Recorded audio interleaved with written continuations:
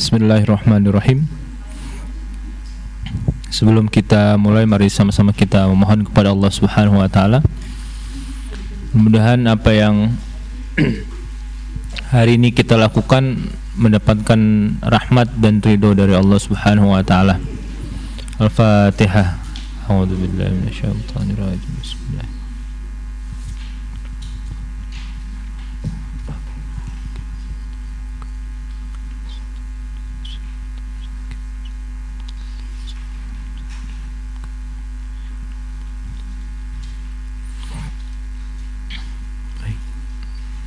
Untuk guru-guru kita dan para ulama yang kita mendapatkan dan mengambil manfaat dari mereka, semoga Allah Subhanahu wa taala merahmati mereka semuanya dan menempatkan mereka semua di tempat yang mulia. Al-Fatihah. Alhamdulillah.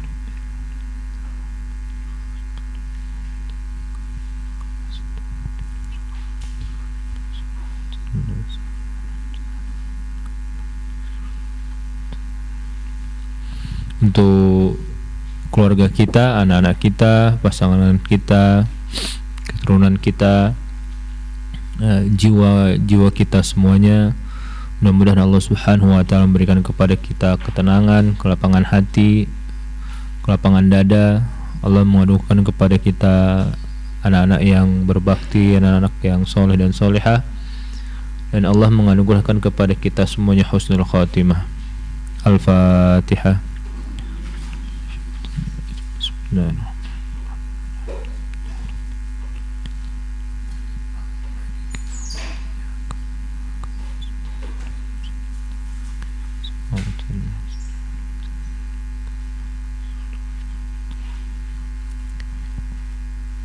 Bismillahirrahmanirrahim. Alhamdulillahi rabbil alamin, wa afdhalus salatu wassalamu taslim ala sayyidina Muhammad wa ala alihi wa man ihtada bihadihi wa sanna bisunnatihi ila yaumil qiyamah. Allahumma la ilma lana illa ma 'allamtana innaka antal alimul hakim. Allahumma ja'alna mimman yastami'una al-qawla fayattabi'una ahsana. Assalamualaikum warahmatullahi wabarakatuh. Ini kenapa lemes ibu bapak?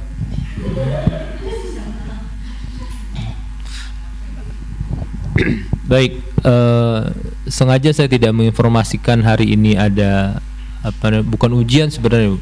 Ini kita sedang mencoba untuk merefleksikan apa yang telah kita pelajari bersama-sama, ya, sampai saat ini, gitu ya.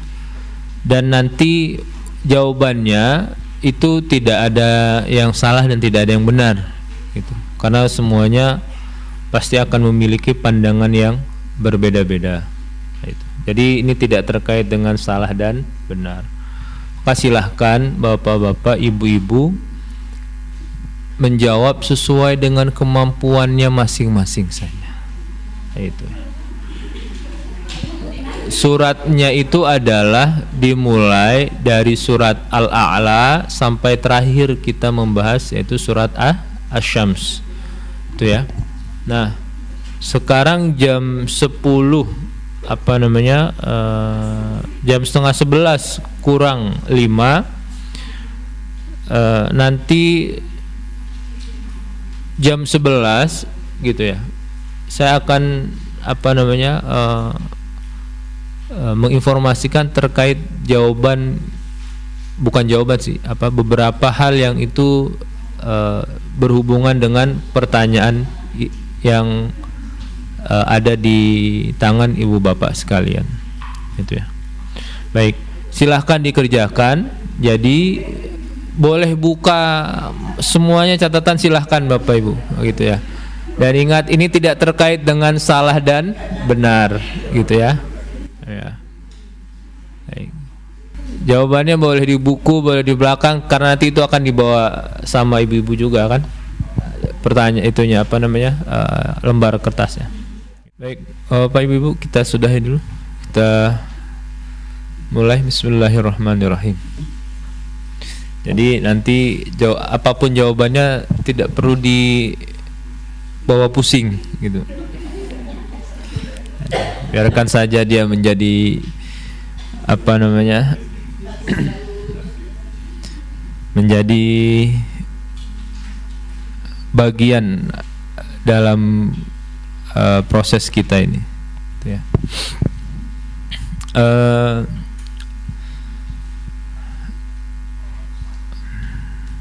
Untuk nomor 1 ini kita semua apa namanya mudah sekali gitu ya untuk mudah sekali.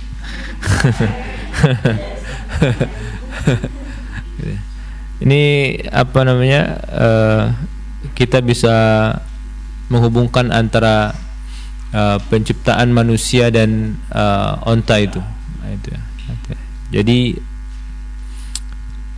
apa kira-kira kesamaan kita dengan onta itu? Ada nggak? Ya, sama-sama dari ciptaannya itu, yang sempurna itu kan. Yang nomor 2, ini yang mungkin agak-agak gimana Ibu? Oh isi enggak, ini Ibu bisa tambahkan lagi nanti silahkan itu. Itu hanya apa clue-nya saja. Gitu ya. Yang kedua apa namanya lasta alaihim bimusaitir, itu. Jadi memang jiwa-jiwa manusia itu berada di genggaman Allah Subhanahu wa taala. Tapi kita diperintahkan untuk ya ayyuhal muddatsir kum fa'anzir. Itu kita dipinta oleh Allah Subhanahu wa taala ud'u ila sabili rabbika, untuk menyeru, mengajak manusia dan sebagainya. Itu kalau manusia itu jiwanya di tangan Allah Subhanahu wa taala, ngapain kita susah-susah untuk mengingatkan, mengajak manusia? Artinya ayat ini terlihat ada kontradiktifnya, gitu. Ada pertentangan antara ayat ini dengan ayat-ayat yang lainnya. Itu. Bagaimana memahami ayat soal nomor 2 ini supaya dia tidak terjadi kontradiktif di dalam Al-Quran? Karena Al-Quran itu sangat mustahil terjadi kontradiktif di dalamnya, sangat mustahil. Itu. Kira-kira gimana tuh Bapak Ibu? Ini kelihatannya itu dia bertentangan ya. Kalau jiwa kita itu di tangan Allah Subhanahu wa taala, kan harusnya manusia nggak perlu dia mengajak manusia, karena nanti Allah yang akan menentukannya. Tetapi Allah Subhanahu wa taala perintahkan dan mengutus para nabi untuk mengajak manusia beriman kepada Allah. Pada dasarnya kita di dalam genggaman Allah ya. Kita harus saling melaksanakan apa yang Allah perintahkan.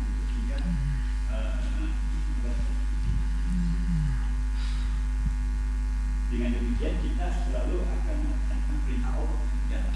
Karena dengan memang kita di dalam genggaman Allah. Kalau cara saya asumsikan di dalam pekerjaan kita juga di bawah pimpinan kita, tetapi kita juga harus menyampaikan gitu kan. Kalau ini kenapa nggak langsung sebagai kita sedang bahwa kita juga harus bahwa kita tunduk pada perintah Allah. Baik. Yang lain ibu-ibu bentuk ketaatan kepada Allah Subhanahu wa taala. Oke. Iya, mencoba untuk berdakwah dan mencari. Oke. Baik. Kawan Pak? Manusia diciptakan dengan segala godaan dan untuk bisa menghadapi segala godaan dengan menerapkan petunjuk Allah, tidak bisa saling dan supaya kita bisa Baik. Pada dasar manusia itu lupa gitu ya. Iya. Kalau lupa otomatis kenapa Allah menurunkan Rasulullah untuk itu kan selalu diingatkan. Kalau nggak pasti melenceng kemana-mana. Dengan demikian kita karena paling mudah itu Allah pasti menurut utusannya. Tidak mungkin malaikat langsung kepada tempatnya. Yang sama semakin kita barunya. Baik. Ada satu hal yang mustahil bagi Allah Subhanahu wa taala itu. Artinya kalau Allah Subhanahu wa taala melakukan ini itu tidak layak disebut sebagai Tuhan. Itu yang ada yang disebut dengan tahsilul hasil. Tahsilul hasil itu adalah Allah Subhanahu wa taala memerintahkan sesuatu kepada manusia yang sebenarnya Allah itu sudah tahu hasilnya itu seperti apa. Nah, itu nggak mungkin itu, Pak. Allah lakukan seperti itu, ya kan? Nah, artinya ketika Allah Subhanahu wa taala sampai lasta alaihim bimusaitir, artinya semua memang berada dalam genggaman Allah Subhanahu wa taala. Gitu ya. Lalu kenapa Allah Subhanahu wa taala mengutus para nabi dan memerintahkan orang yang beriman untuk mengingatkan? Itu arti kan Allah itu meminta sesuatu yang sudah tahu ujungnya seperti apa, lalu dipinta untuk manusia melakukan. Itu mustahil itu bagi Allah Subhanahu wa taala itu. Maka pasti ada hal yang itu Allah ingin sampaikan kepada kita supaya tidak menjadi seperti itu. Nah, diantaranya itu adalah ketika Allah Subhanahu wa taala sampaikan lasta alaihim bimusaitir, itu untuk mengingatkan kepada kita, walaupun konteksnya pada itu adalah untuk Nabi Muhammad SAW, untuk mengingatkan kepada kita umatnya setelah beliau, fungsi kamu itu bukan memberi hidayah, fungsi kamu itu bukan memberi petunjuk, fungsimu hanya menyampaikan saya sudah. Gitu. Jadi tidak tahsilul hasil nanti. Gitu. Kenapa? Karena ketika Allah Subhanahu wa taala sampai lasta alaihim bimusaitir, semuanya itu memang nanti Allah yang tentukan yang baik, yang buruk dan sebagainya. Nah, manusia itu hanya dipinta oleh Allah Subhanahu wa taala untuk apa? Untuk mengingatkan, beribadah dan lain sebagainya. Nah, maka kenapa harusnya seperti itu? Supaya nanti manusia itu nggak ngerasa kalau dia menjadi jalan kebaikan buat orang lain itu ada dalam dirinya, oh ini mah gara-gara saya. Nah, itu. Padahal dulu itu sudah Allah tetapkan sebelum manusia itu lahir di muka bumi ini. Nah, itu. Ya kan, sebelum manusia itu lahir dari atas ke muka bumi ini kan sudah Allah tetapkan. Gitu. Ya. Di dalam kandungan kita umur 4 bulan gitu, itu kan manusia akan didatangi oleh malaikat di sana. Semua diberikan catatannya, baik, buruk dan lain sebagainya. Itu. Nah, makanya nanti tadi saya sampaikan di pertanyaan ini, bagaimana menghubungkan dua hal yang kelihatannya itu bertentangan. Nah, itu ya. Nah, oleh karenanya ketika Al-Quran menyampaikan lasta alaihim bimusaitir, itu adalah pengingat untuk kita. Gitu. Contoh sederhananya kayak gini, Pak. Apa yang kita lakukan pada saat ini, ya kan, itu kan diantara wasilah kita untuk menuju menjadi orang baik gitu. Nah, ini kalau misalnya nauzubillah ya, saya gitu merasa paling berjasa, oh ini ibu-ibu bapak tuh nggak akan tahu arti makna dan sebagainya itu kalau nggak lewat saya tuh. Nah, itu ya. Padahal Allah Subhanahu wa taala memberikan kemudahan saya untuk memahami, menyampaikan, itu juga bukan 100% upaya saya. Nah, itu. Dan ada hal-hal yang memang kita perlu ikhtiarkan, tetapi kita tidak boleh bergantung kepada ikhtiar itu. Itu. Ya. Kita diminta untuk ikhtiar, tetapi kita tidak boleh bergantung kepada ikhtiar tersebut. Nah, lasta alimi musaitir itu kalau kayak gitu. Kita diminta untuk mengingatkan saudara kita diminta untuk mengajak saudara kita sebagai, tapi kita nggak bisa bergantung kepada apa yang kita ikhtiarkan kepada mereka. Gitu. Kenapa? Kalau kita menggantungkan kepada ikhtiar kita, artinya kita bergantung kepada bukan kepada selain Allah Subhanahu wa taala. Karena kita bergantung kepada ikhtiar kita. Itu. Padahal dalam Al-Ikhlas Allahu Somad. Itu. Ya. Ya. Oh, kok makin bingung Bapak. Gitu. Itu, Pak.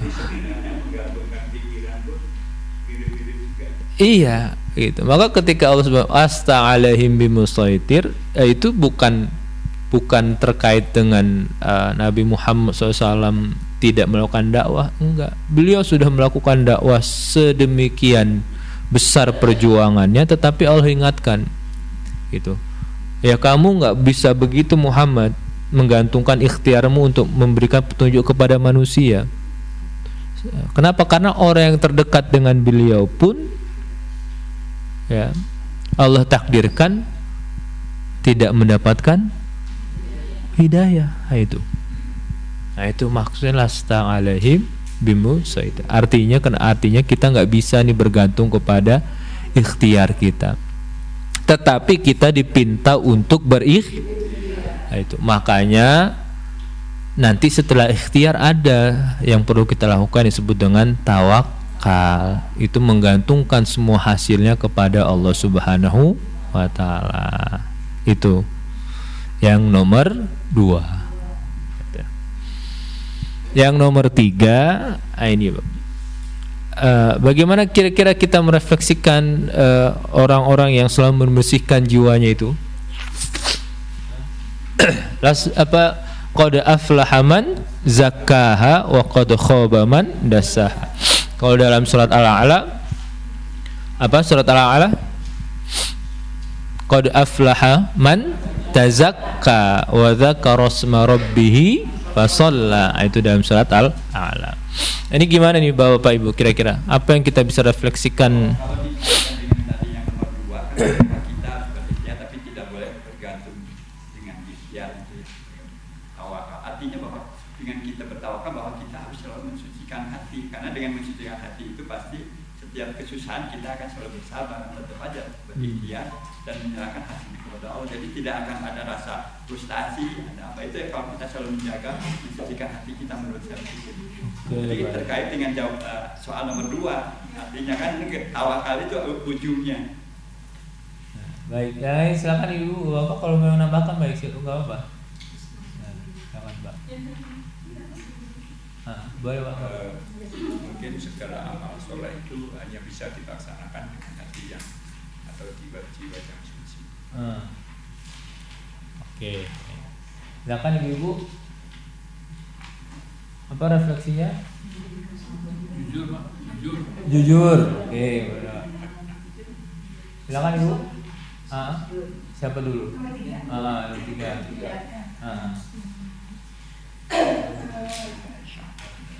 Ikhlas. Yang 7 kemarin itu. Sebentar Pak. Gimana? Silakan Ibu. Manusia itu diberikan golongan baik dan buruk. Manusia itu diberikan kebebasan untuk memilihnya. Dan beruntung orang yang membersihkan jiwanya, ya salah satunya membersihkan diri dari kemusyrikan,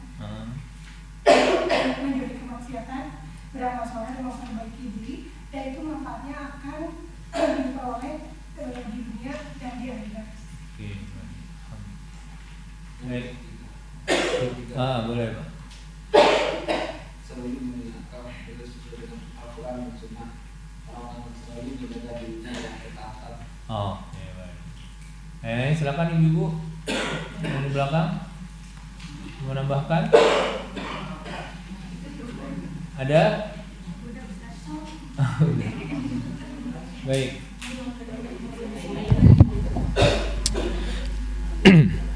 Ini Bu, Pak, apa namanya? Ada salah satu ulama namanya Imam Asy'arani, Bu. Itu ya. Beliau menyampaikan seperti ini, Bu. Ini terkait dengan bagaimana kita bisa merefleksikan diri kita dari tazkiyatun nafs itu. Beliau sampaikan seperti ini. Dalam salah satu bukunya, beliau bilang kayak gini. Saya itu gitu ya, tahu bagaimana kapasitas keimanan saya dengan melihat respon orang-orang yang terdekat dengan saya. Coba. Ya. Kalau istri saya itu dia suka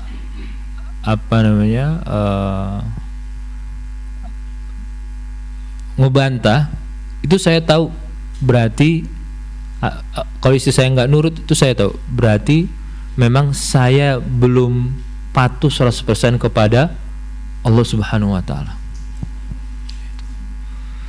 Dan kalau saya ngelihat anak saya, kalau saya perintah dia nggak nurut juga, berarti dari situ saya tahu ternyata memang saya belum selalu melakukan apa yang Allah perintahkan kepada saya.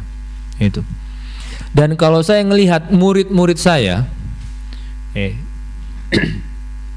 karena kebetulan beliau seorang ulama besar yang punya murid-murid yang banyak, gitu ya. Dan saya tahu bagaimana hubungan saya dengan Allah Subhanahu wa taala itu dari respon murid-murid saya. Itu. Jadi kalau ada murid-murid saya nggak benar dan sebagainya, itu otomatis adalah karena gurunya nggak benar. Nah itu.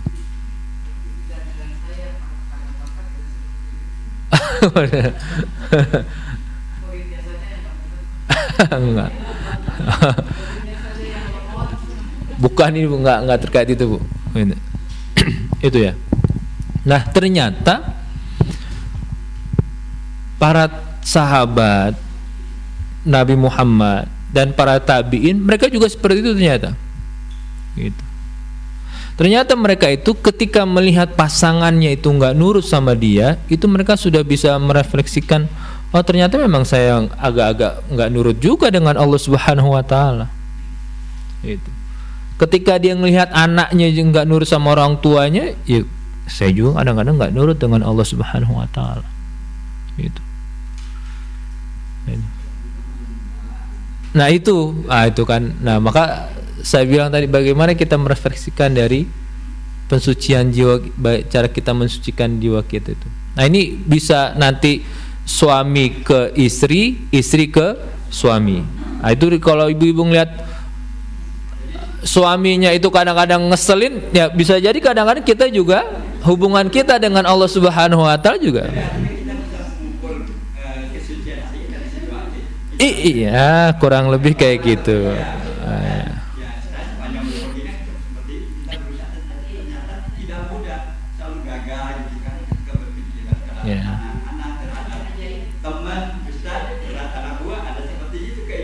Iya. Mensucikan hati itu tidak semudah. Enggak. Enggak. Itu. Makanya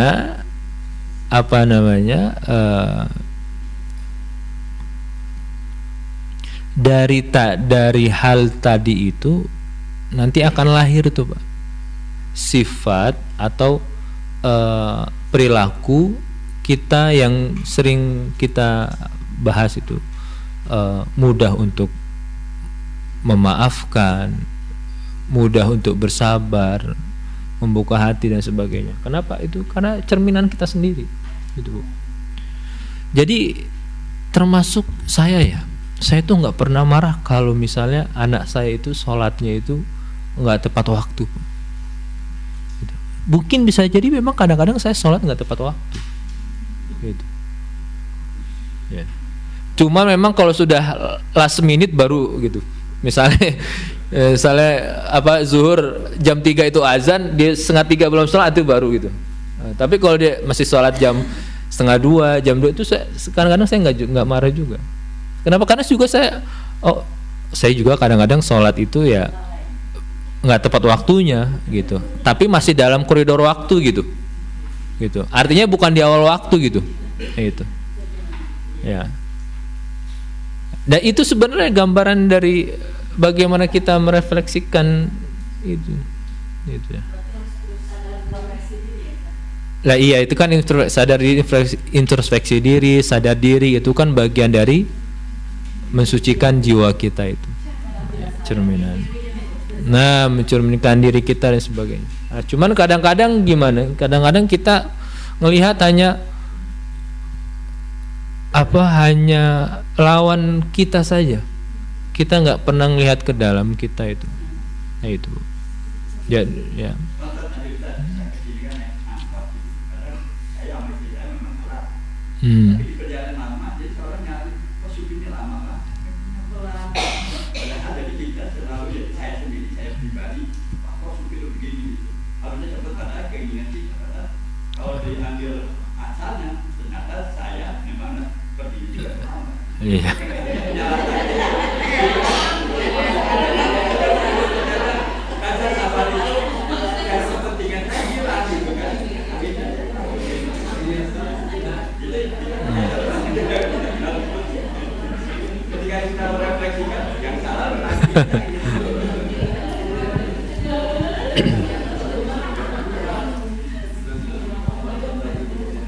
Nah, apa namanya?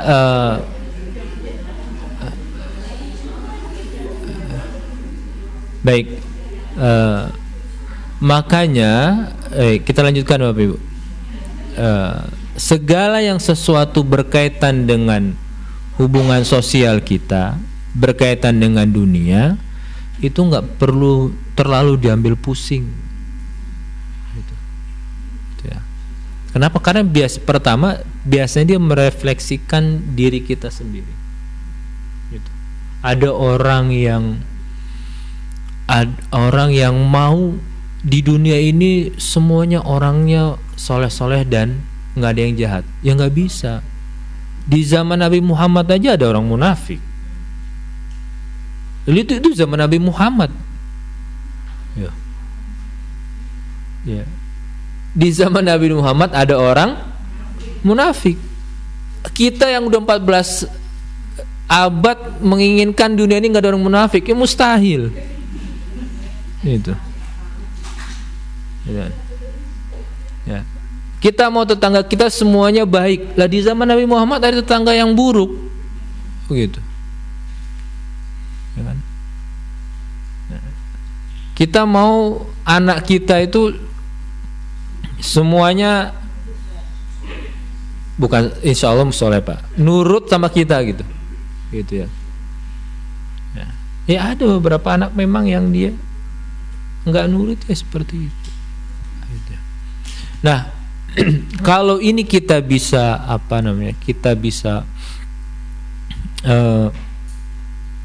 menanganinya, menangi dengan baik gitu Pak.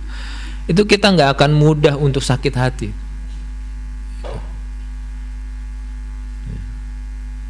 Kita akan seburuk apapun, sesusah apapun kehidupan kita itu pasti kita akan punya cara untuk bahagia. Nah, itu. Kenapa? Karena seperti itu yang berkaitan dengan hubungan sosial tuh kayak gitu. Ya. Makanya kalau ada salah satu ulama itu ya Habib Ali Al-Jufri itu, beliau orang luar Pak. Itu beliau bilang kayak gini Bu Pak.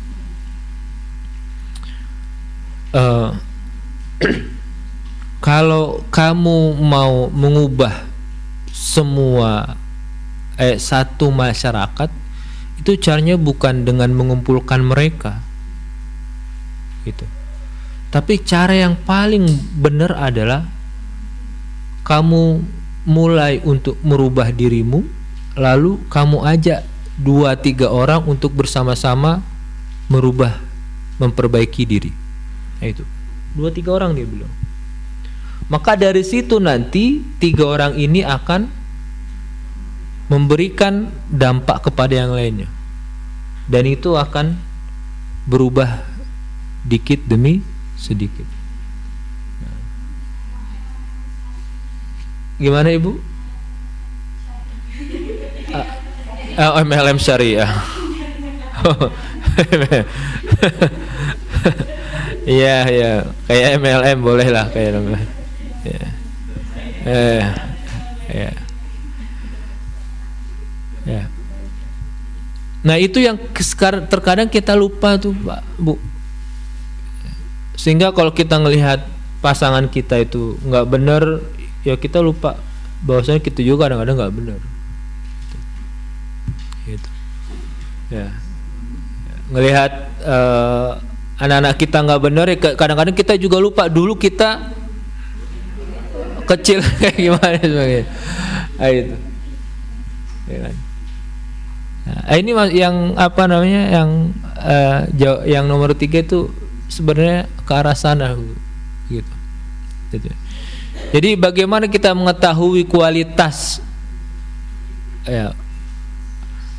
hati kita, hubungan hati kita dengan Allah Subhanahu wa taala itu ya dengan melihat orang-orang sekitar kita.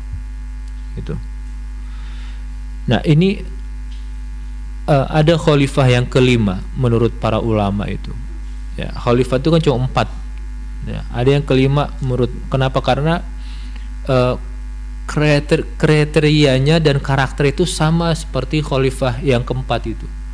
Sama seperti Abu Bakar, sama seperti Umar, sama seperti Utsman, sama seperti Ali. Gitu ya. Khalifah ini namanya Umar Ibnul Abdul Aziz. Nah, itu ya. Beliau adalah keturunan dari Umar Ibnul Khattab.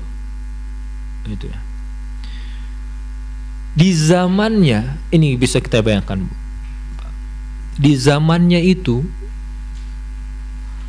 binatang yang dulu saling menghindari antara satu dengan yang lainnya, mereka bisa berbarengan dalam satu tempat. Itu. Serigala itu suka memangsa domba atau kambing. Nah, di zamannya Umar bin Abdul Aziz itu ya, digambarkan sampai serigala dan domba itu bisa main bareng. Nah, itu artinya apa? Artinya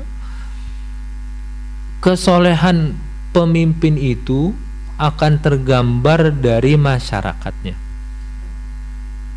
Kalau diri pemimpin itu soleh, dia baik, maka masyarakatnya itu sampai binatang itu juga akan baik. Itu. Nah. Keluarga kita itu, ya, ini bapak-bapak kan pemimpin di rumah tangganya, ibu-ibu juga pemimpin di rumah tangganya ketika tidak ada suaminya, ya kan gitu. Jadi sama-sama pemimpin sebenarnya, gitu, ya kan.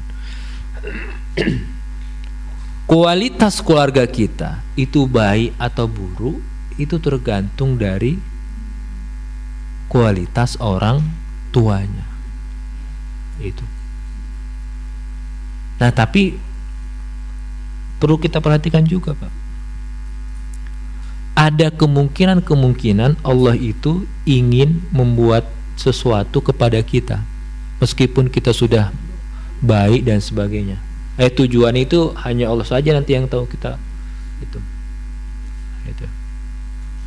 Kenapa? Karena para nabi-nabi sebelum juga seperti itu.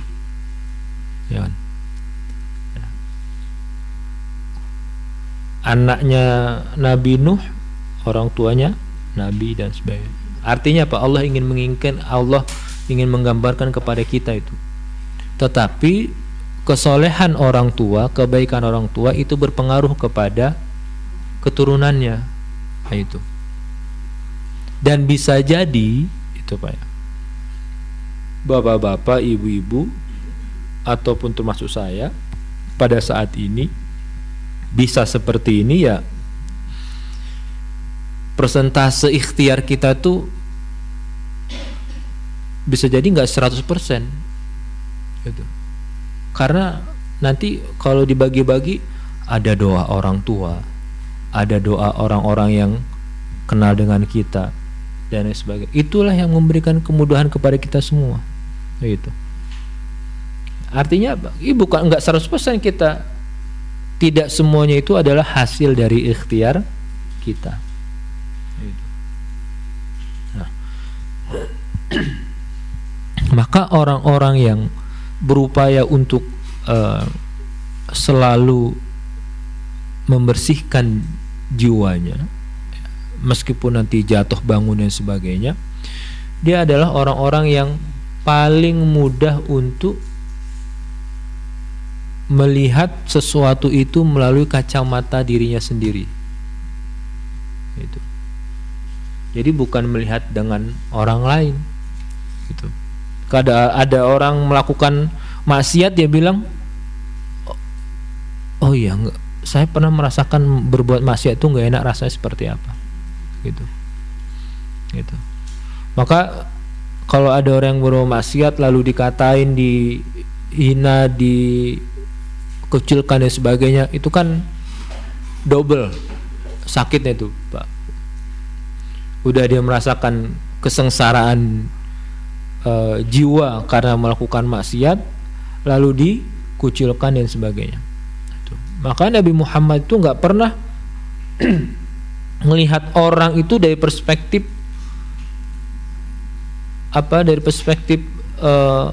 secara umum, enggak. Beliau akan melihat bagaimana psikologi orang tersebut. Itu. Ya. Banyak di hadis itu, Pak. Nabi Muhammad itu tangannya bajunya ditarik gini sama orang Arab Badu itu. Gitu. Itu Nabi Muhammad baju dari gitu, tarik gini. Mau nagih hutang. Muhammad, bayar hutangmu. Itu. Itu sahabat yang kiri kanan udah geram, orang kok nggak sopan-sopan, nggak ada sopan dengan Nabi Muhammad. Nabi Muhammad dia bilang, tinggal dahu, biarin aja, biarin. Karena kenapa? Orang yang punya orang yang dihutangi itu, mereka memang lebih berhak untuk marah. Tuh, karena mungkin orang yang berhutang itu lupa bayar dan sebagainya dan macam-macam gitu. Sedangkan orang yang dihutang itu sedang ada kebutuhan. Itu. Ya. Dalam satu kondisi lain ada orang pemuda yang datang kepada beliau, Rasulullah, saya ingin berzina. Itu. Para sahabat udah pada marah. Gitu. Saya pukul ya Rasulullah. Masa dia bilang masa dia minta izin untuk berzina kepada engkau? Nah, itu. Nanti kalau bapak-bapak ibu gimana? Ada anak yang datang tuh, Pak, saya izin mau nanti malam saya mau zina sama pacar saya. Oh, itu. Nah, langsung anak nggak tahu diri, gerakan macam-macam. Itu. Tapi Nabi Muhammad tidak. Nah, itu. Beliau hanya bilang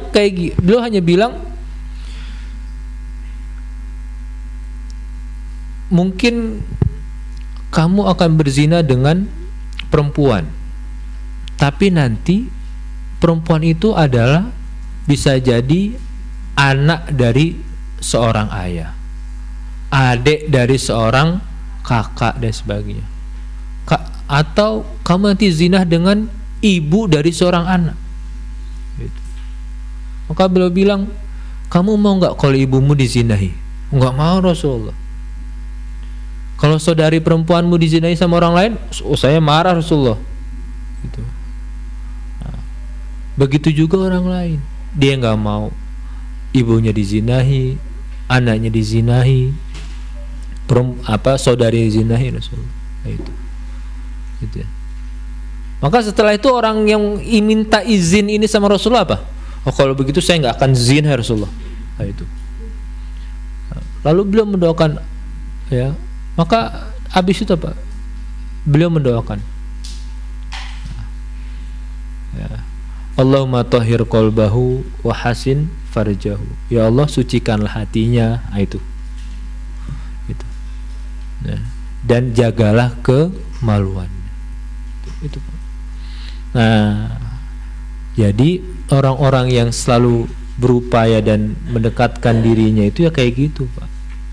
Dia melihat orang itu bukan dengan kacamatanya, gitu, tapi melihat orang itu dengan apa yang dirasakan oleh orang itu. Itu. Ya.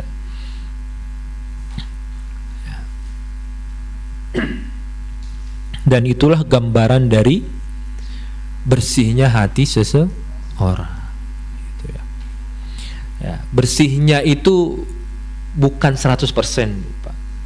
Tetapi dia dominasinya lebih banyak dibandingkan dengan keburukannya. Nah, itu.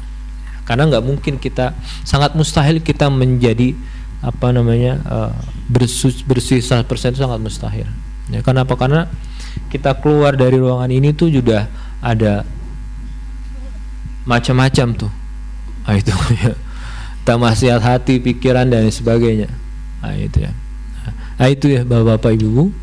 Nah, jadi qad aflaha man zakkaha wa qad khaba man dassaha. Maka kalau kita melihat orang-orang terdekat kita, gitu ya.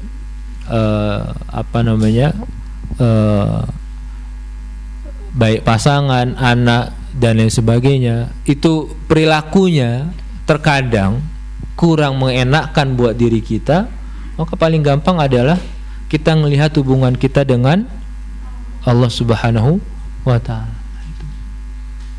Supaya apa? Supaya akhirnya apa? Supaya nanti kita akan menjadi orang-orang yang Allah berikan anugerahkan kepada kita kesabaran itu, ya, untuk menghadapi orang terdekat kita. Dan para orang-orang terdahulu itu ketika mereka melihat sesuatu yang itu tidak mengenakan untuk mereka, itu mereka tidak menyalahkan orang lain. Ya. Dia nggak nyalahin pasangannya, dia nggak nyalahin anaknya, dia nggak. Mereka pertama kali yang mereka lakukan adalah ini memang karena hubungan saya dengan Allah Subhanahu wa Ta'ala itu ya memang belum intens, belum baik dan sebagainya itu. Maka ada salah satu pepatah dalam pepatah Arab itu, aslih nafsaka yasluh lakan nasu. Maka perbaiki diri kita sendiri terlebih dahulu, maka nanti manusia yang di sekitarnya itu akan menerima kita dengan sendirinya. Gitu. Dia akan, bukan kita yang meminta mereka untuk menerima, enggak, tapi mereka yang akan menerima diri kita dengan sendirinya. Kenapa? Karena kita sudah aslih, kita sudah memperbaiki diri kita sendiri. Wallahu alam bishawab. Mangga Bapak Ibu kalau yang mau ditanyakan sebelum kita sudahi.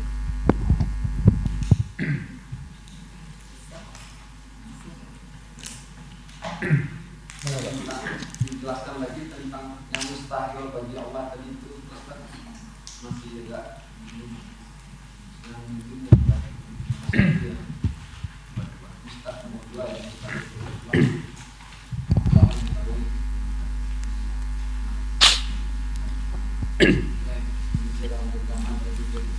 Iya. Oh. Gini Pak, Allah itu kan maha mengetahui itu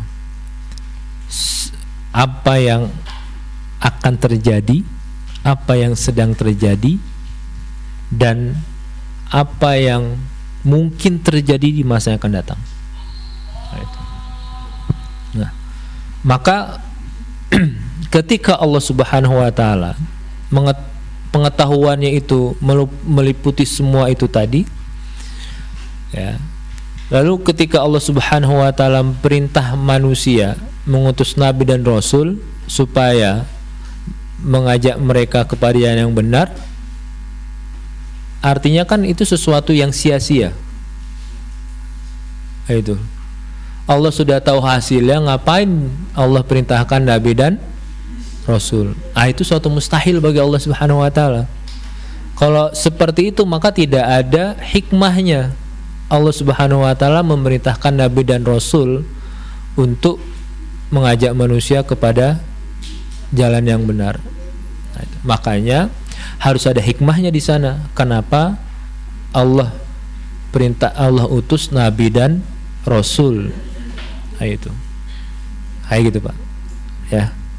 Baik. Ada lagi ibu-ibu, Bapak? Enggak ada? Baik. Jadi untuk